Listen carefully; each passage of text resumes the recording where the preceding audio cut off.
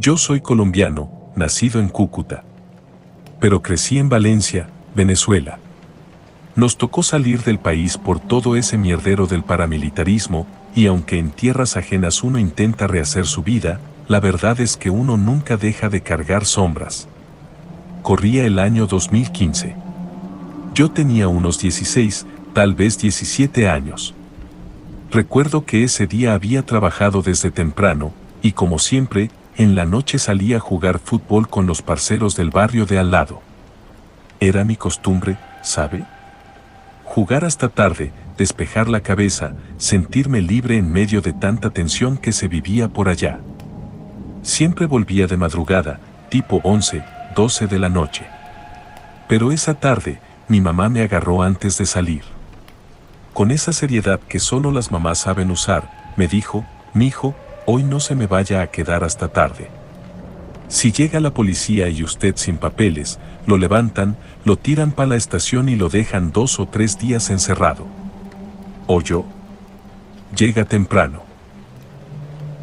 Yo le respondí que sí, que tranquila, pero uno de pelao cree que esas cosas son exageración de la mamá. Y con la emoción del partido, se me fue la hora. Cuando miré al reloj, ya casi marcaban las 12 de la noche.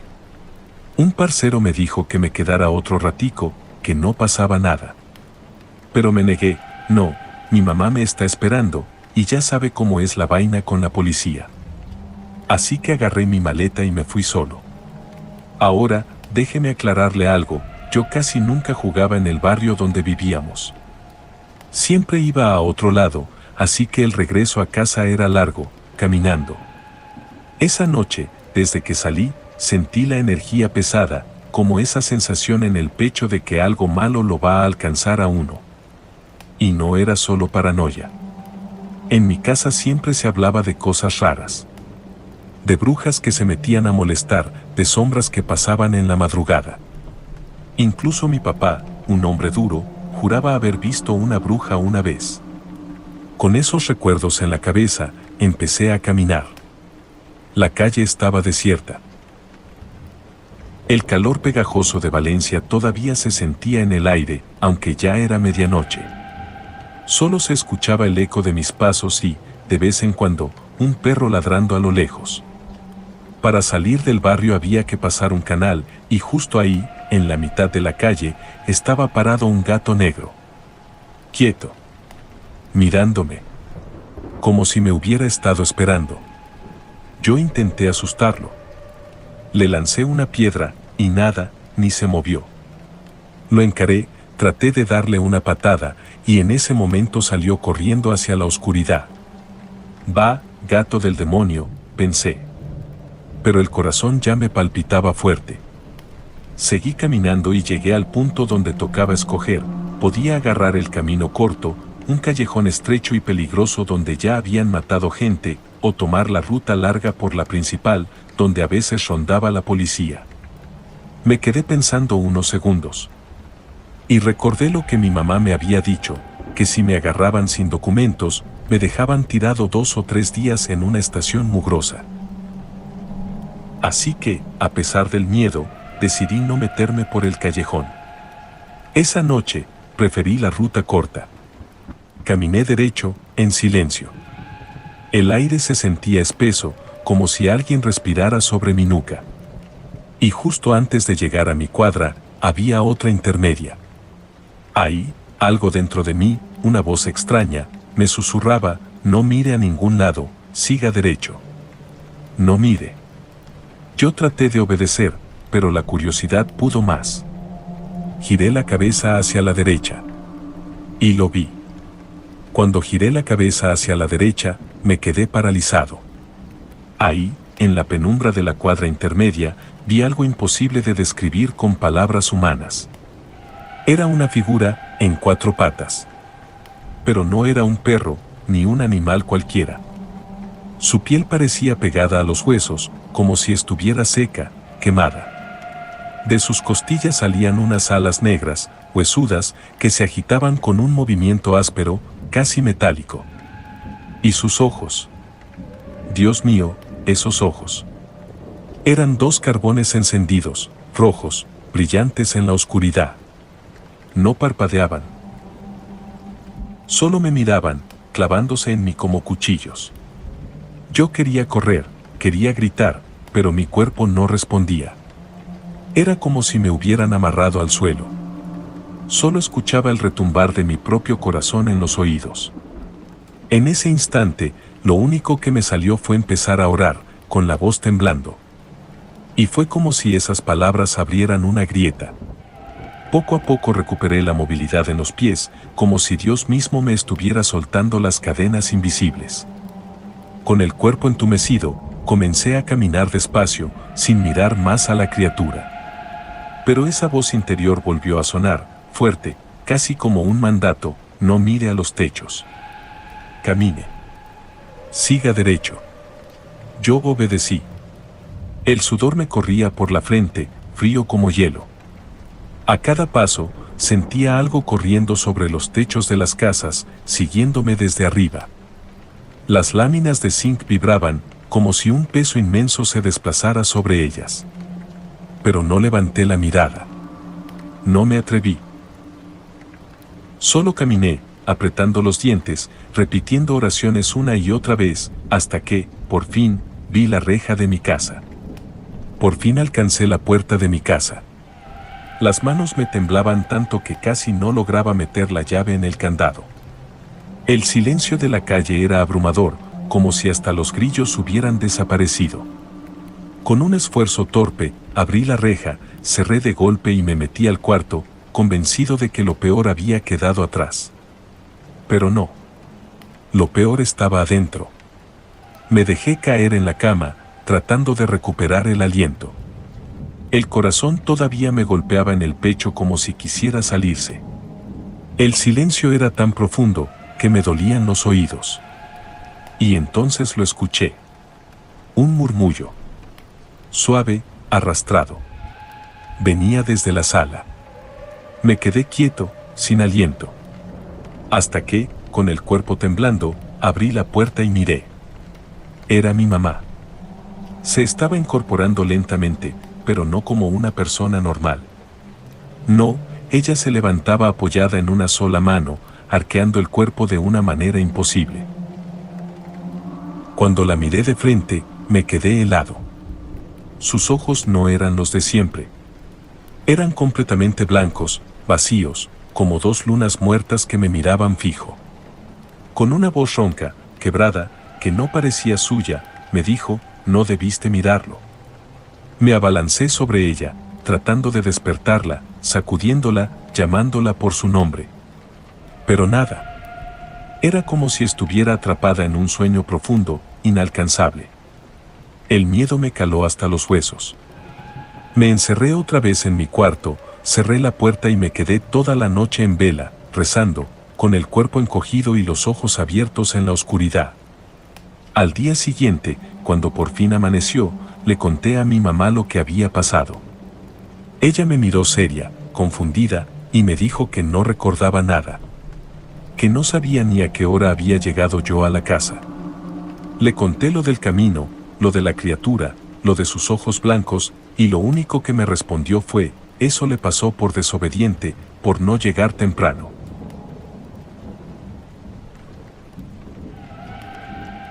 Dicen que hay cosas en la carretera que no se explican. Sombras que se arrastran entre las curvas, como si fueran parte del mismo pavimento. Ruidos que no vienen de este mundo. Y encuentros que no te dejan heridas en la piel, sino cicatrices en el alma. Esto pasó en el Magdalena Medio, ese pedazo ardiente de Colombia donde la montaña y la selva se dan la mano, donde el calor lo derrite todo y los caminos tienen memoria. Tierra brava, de belleza salvaje y misterio callado. Ahí, donde el sol no solo te abraza la piel, sino que también derrite la línea entre lo real y lo imposible.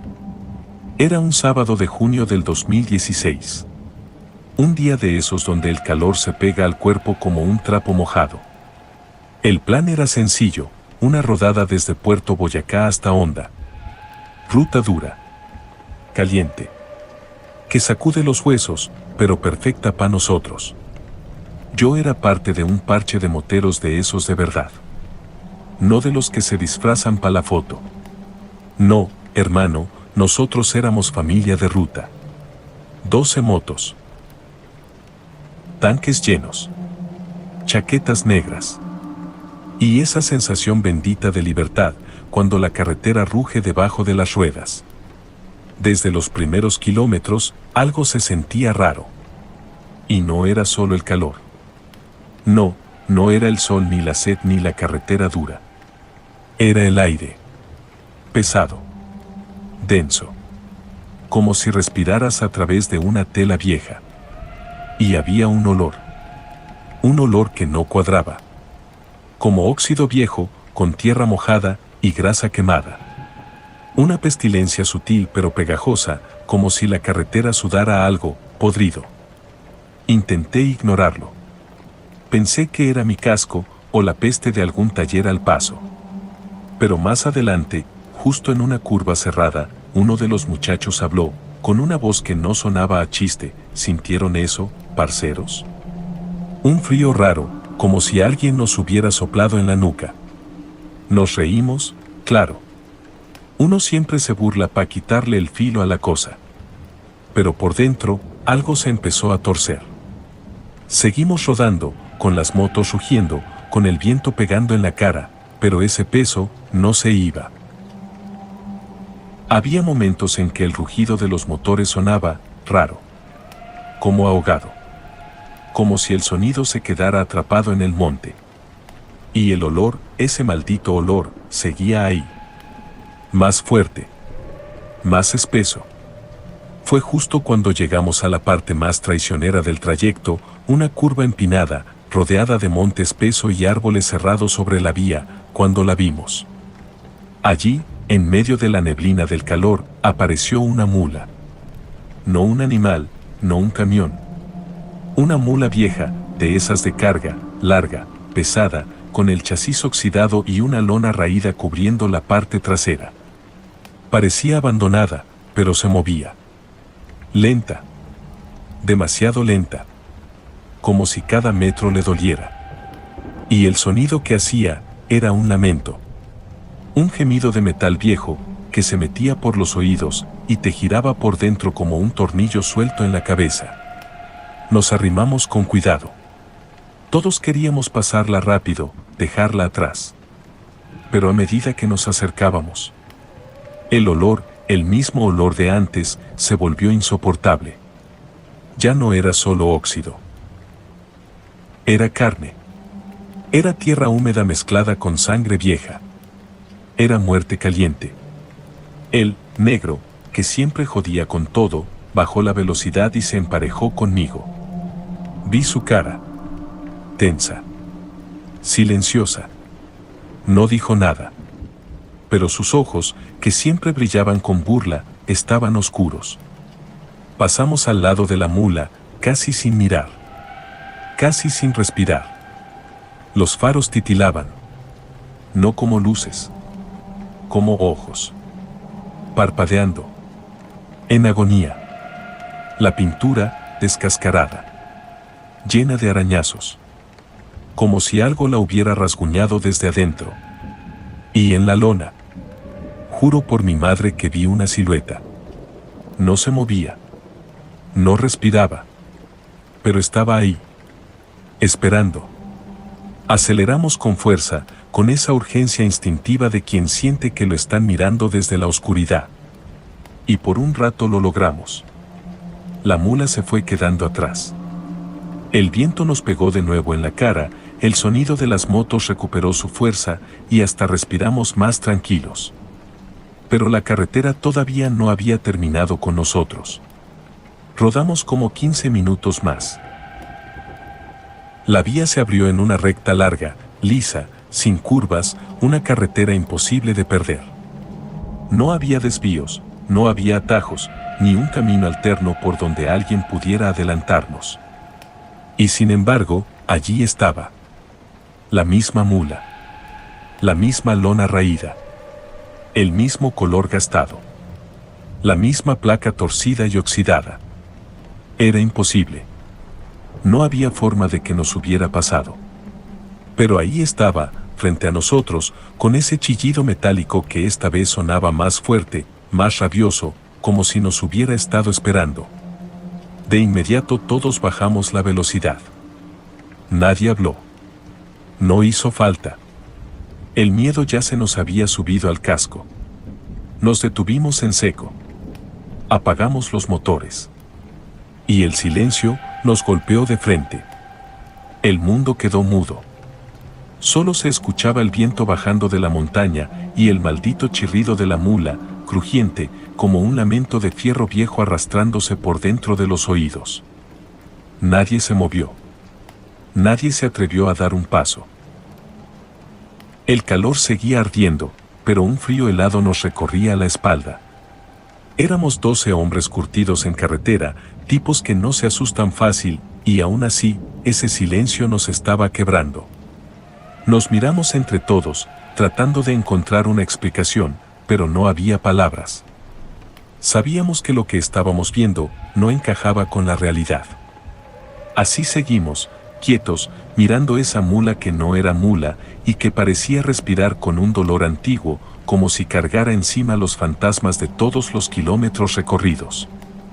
Y aunque nadie lo dijo en voz alta, todos lo sentimos, esa cosa no era de este mundo. Entramos a honda cuando el sol ya empezaba a caer.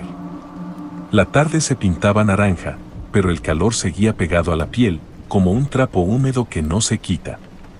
Íbamos agotados, sudados, pero lo que más llevábamos encima era ese silencio. Un silencio pesado, incómodo, como si todavía trajéramos a la mula rodando detrás. Paramos en una tienda de carretera.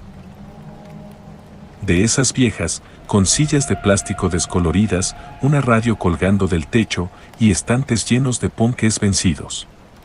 Pedimos tinto. El dueño, un señor mayor, con la piel arrugada como cuero curtido, nos observaba fijo. Sabía que no veníamos solo cansados. Él notaba otra cosa. Mientras servía el café en pocillos de aluminio, soltó de repente: ¿qué fue lo que vieron por ahí? Nos miramos entre todos. Nadie quería contestar, pero fue el negro quien habló: una mula rara. La vimos 2 veces. Pero nunca nos pasó. El viejo se quedó callado un momento, como saboreando las palabras. Luego bajó la voz, y con los ojos clavados en la carretera, dijo: esa mula no es de este mundo, mijo. Se aparece cuando quiere. Sobre todo cuando el calor está más bravo que de costumbre. Los camioneros viejos ya la conocen, y le sacan la vuelta. Nos echamos hacia adelante, como quien escucha un secreto prohibido. El viejo tomó un sorbo de tinto, y siguió hablando: dicen que esa mula era de un conductor paisa. Un hombre terco, de esos que vivían pa' la carretera. Rodaba sin parar, de día y de noche, sin dormir, sin comer, solo por andar. Una madrugada, bajando esa misma loma, venía cargado de más. Los frenos se calentaron, y la mula se volcó. Quedó atrapado. Las piernas trituradas. La cabina encima. Gritó. Gritó por horas, pero nadie lo escuchó. Murió solo, mascando tierra caliente, con el motor apagado y la radio sonando hasta que se quedó sin batería. El viejo bajó aún más la voz, como si temiera que alguien más pudiera oírlo. Desde entonces, esa mula aparece. Dicen que es él, o lo que queda de él. Buscando una curva distinta, una bajada donde no se estrelle. Un destino que nunca va a encontrar. Un silencio nos apretó la garganta. Hasta que uno del grupo, el más joven, ese pelao que casi nunca hablaba, susurró: ¿y si lo que está buscando es alguien que lo ayude a llegar? Nadie respondió. Pero esas palabras nos pesaron más que el calor. La tienda se sintió más oscura de repente. Como si el día hubiera acabado de golpe. Terminamos el tinto en silencio. Pagamos. Y nos montamos de nuevo en las motos. Pero ninguno encendió de una. Nos quedamos ahí, quietos, esperando.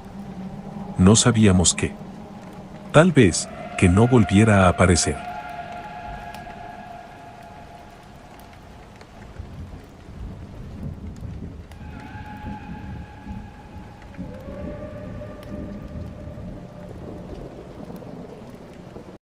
Dicen que hay casas que respiran, que no están hechas solo de ladrillos y cemento, sino de memorias, de sombras, de silencios mal enterrados. Casas que parecen vivas, que esperan, que guardan algo.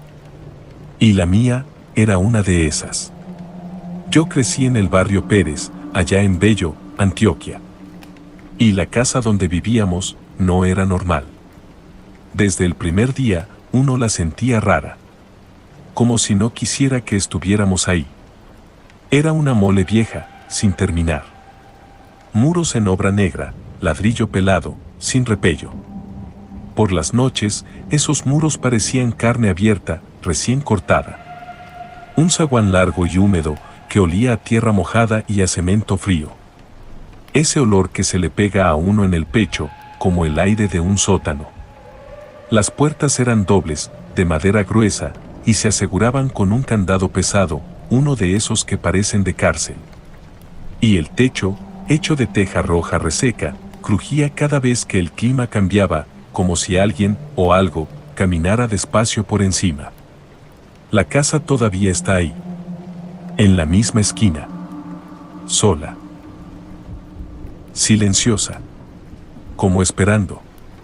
Nadie volvió a vivir en ella. Ni inquilinos, ni curiosos. Nadie. Como si la misma casa los espantara, como si respirara sola, tragándose su propio eco. Yo lo recuerdo clarito. Todo empezó con un ruido. Siempre a la misma hora, la medianoche. Un solo golpe. Fuerte. Seco. Como si soltaran una tabla gigante sobre el suelo del patio. Una fuerza que no parecía humana. Mi papá era un hombre serio. De esos que no creen en cuentos ni en brujerías. Él se levantaba con su linterna y salía a revisar. Se escuchaban sus pasos, firmes, rebotando contra los muros desnudos. Abría puertas. Revisaba cada rincón.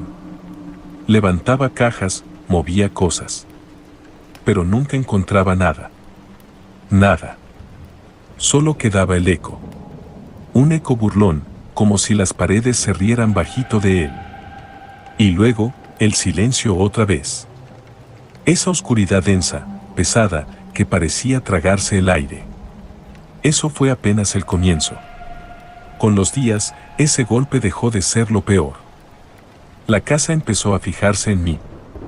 A ensañarse conmigo. Yo tenía apenas 6 años. Y fue en esas noches, cuando el reloj marcaba las 12, que empecé a sentir lo inexplicable. Era como morirse, pero sin morirse. Me acostaba en mi cama, al lado de mi hermano. Todo estaba en silencio. De repente, abría los ojos, y no podía moverme.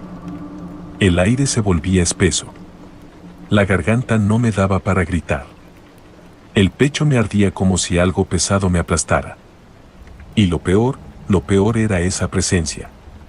Un peso invisible, que se me subía encima, despacio. Como una sombra con garras. Un aliento helado me rozaba la cara.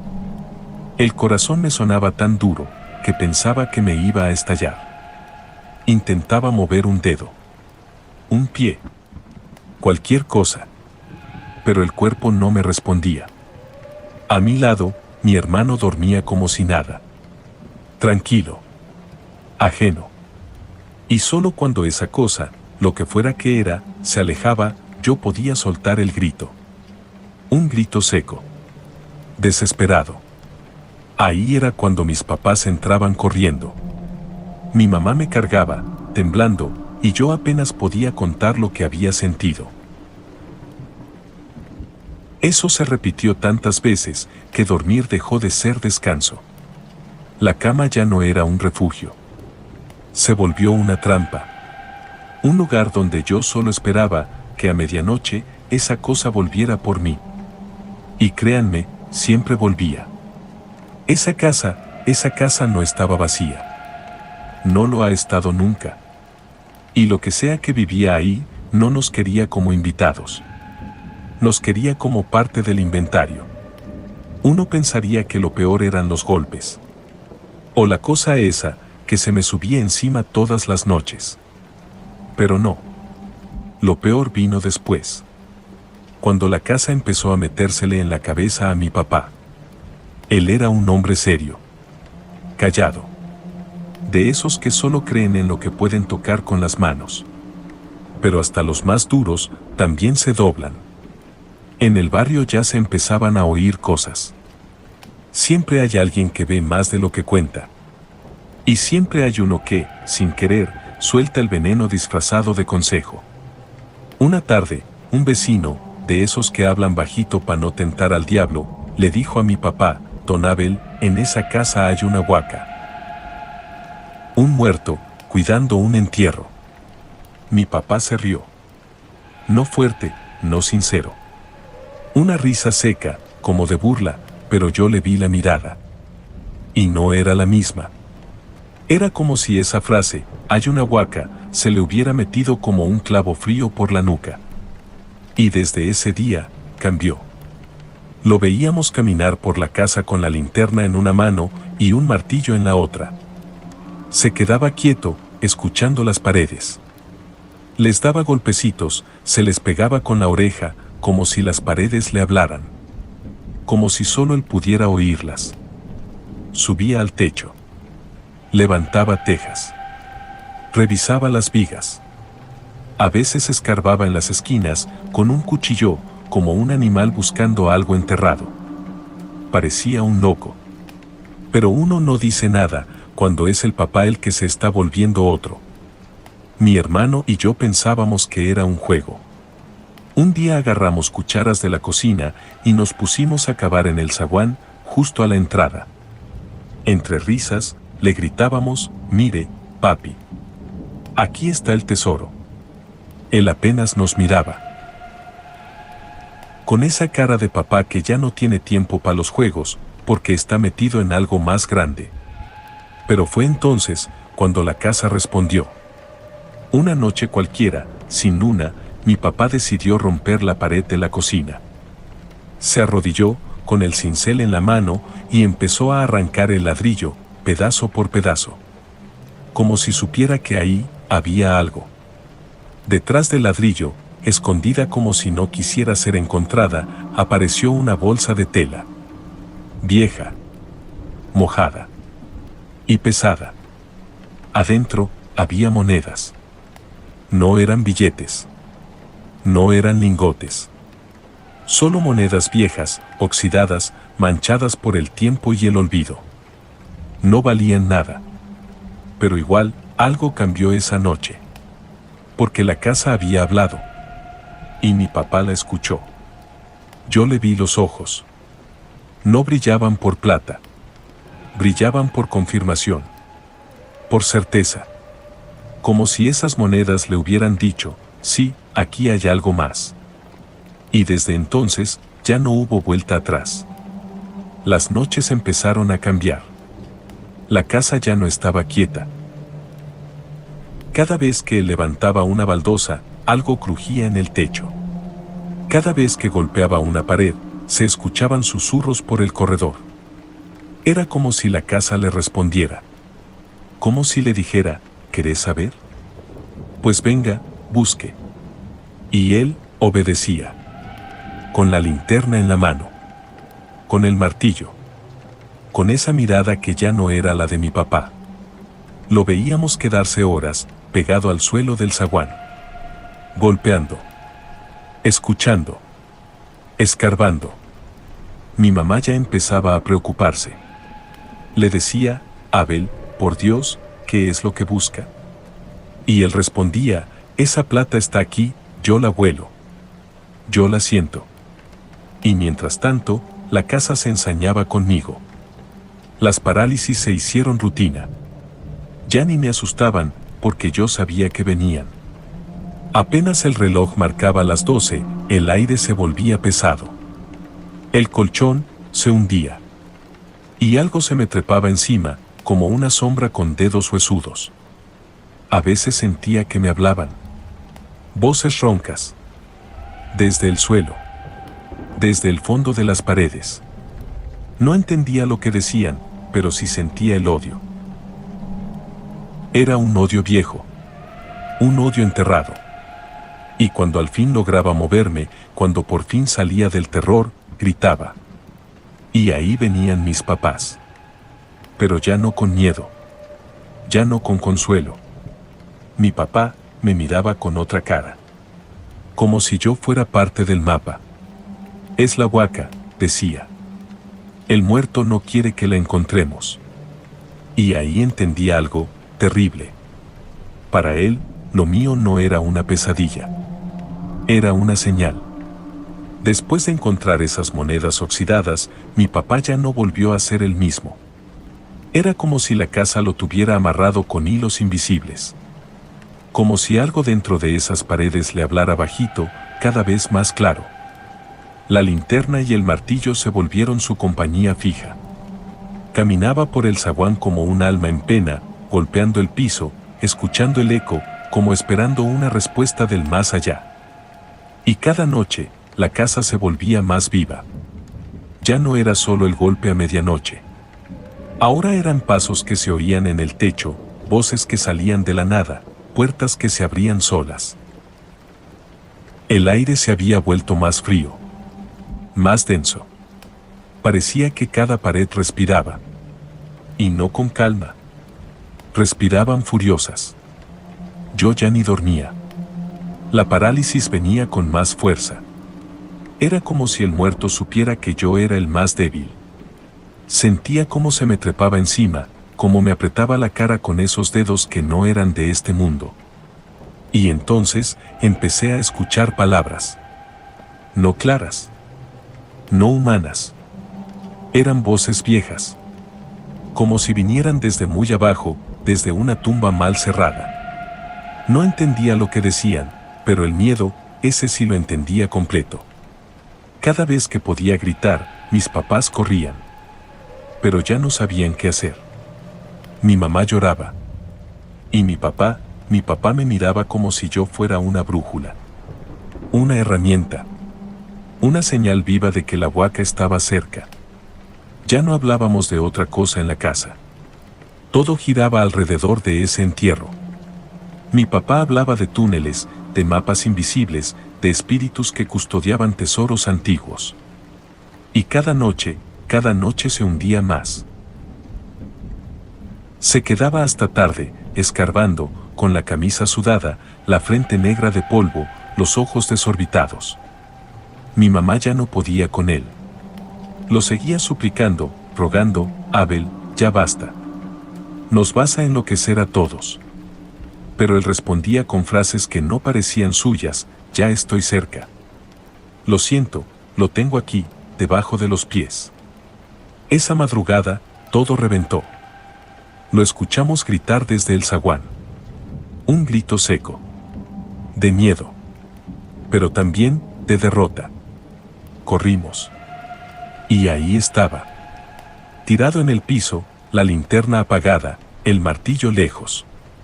Tenía la camisa rota. Los brazos llenos de arañazos profundos, como hechos con garras.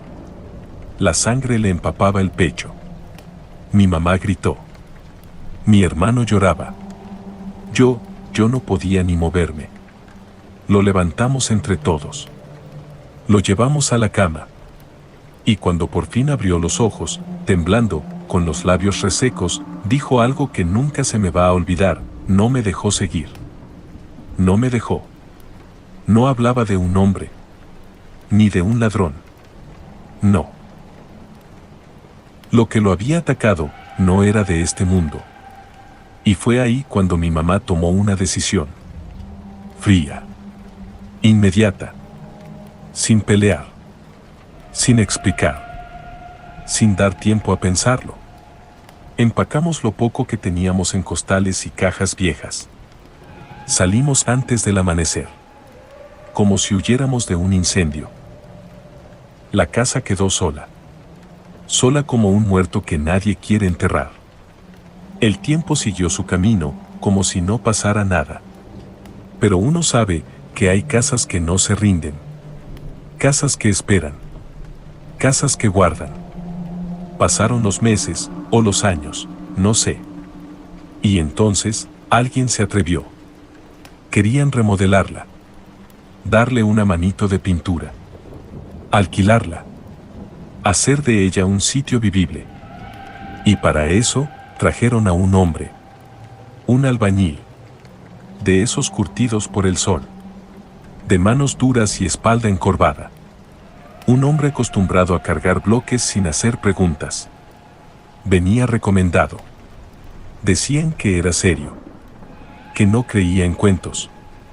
Ese tipo fue directo al zaguán. Ese mismo lugar donde mi hermano y yo jugábamos con cucharas, buscando el tesoro, entre risas. Y ahí, el hombre golpeó el suelo. 1, 2 veces. Y escuchó algo distinto. Un sonido hueco. Una especie de eco, como si el piso tuviera pulmón. Se agachó. Sacó la pala. Y empezó a cavar. Paciencia. Fuerza. Silencio. Y al rato, tocó madera. Un cajón. No una caja de herramientas. No un escondite de ratas. Un cajón enterrado. Lo sacó. Polvo seco, clavos viejos, pero dentro. Eran esterlinas de oro. Puro. Pesado. Reluciente, a pesar del tiempo. Un tesoro de verdad. No monedas oxidadas. No fantasmas de otra época. El oro real. El que mi papá buscó hasta sangrar. El que la casa no quiso soltar hasta entonces. Y ese hombre no pidió permiso. No avisó a nadie.